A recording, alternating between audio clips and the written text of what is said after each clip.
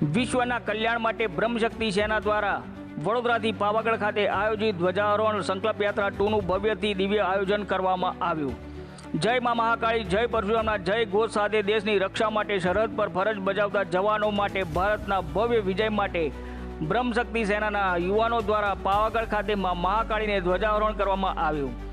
બ્રહ્મશક્તિ સેનાના નવયુવાનો દ્વારા જય પરશુરામ, જય મા મહાકાળીના નાદ સાથે 800થી વધુ સંખ્યામાં ઉપસ્થિત યુવાનો, મહિલાઓ, આગેવાનો દ્વારા મા મહાકાળી ધામ પાવાગઢ ખાતે સંકલ્પ યાત્રા 2 યોજવામાં આવી। જે પ્રસંગે ગુજરાત બ્રહ્મ સમાજના અગ્રણી ડભોઈના ધારાસભ્ય શ્રી શૈલેષભાઈ મહેતા, હાલોલના ધારાસભ્ય શ્રી જયદત્તસિંહ પરમાર, જૈન મુનિ ગણી રાજેન્દ્ર વિજયજી મહારાજ, વેદાશ્રમ પરિવાર ચાણોદ બ્રિજેન્દ્ર નંદ મહારાજ, યુવા અગ્રણી મયુર ધજ સિંહ પરમાર, હાલોલ કાલોલ બ્રહ્મ સમાજના અગ્રણીઓ તેમજ ગુજરાતભરના વિવિધ જિલ્લાના બ્રહ્મશક્તિ સેનાના પદાધિકારીઓ મોટી સંખ્યામાં ઉપસ્થિત રહ્યા હતા।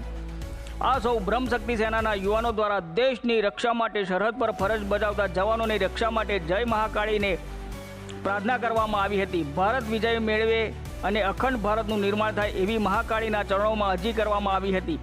આ પ્રસંગે પ્રદેશ સંયોજક જપીન ઠાકર, પ્રદેશ અધ્યક્ષ હર્ષુ પંડ્યા, મહામંત્રી કૌશલ કાકા, વિરલ ત્રિવેદી, આણંદ દક્ષિણ ગુજરાત પ્રભારી દીક્ષિત ત્રિવેદી, ઉત્તર ગુજરાત પ્રભારી કુંજન દીક્ષિત, પંકજ મહેતા તારાપુર તથા વિવિધ જિલ્લાના અગ્રણીઓ, હોદ્દેદારો ઉપસ્થિત રહ્યા હતા। રિપોર્ટર મહેશ ચૌહાણ, તારાપુર।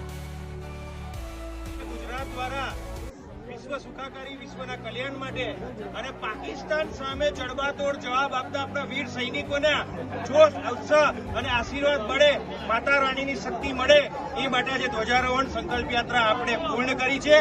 બોલો હર હર મહાદેવ।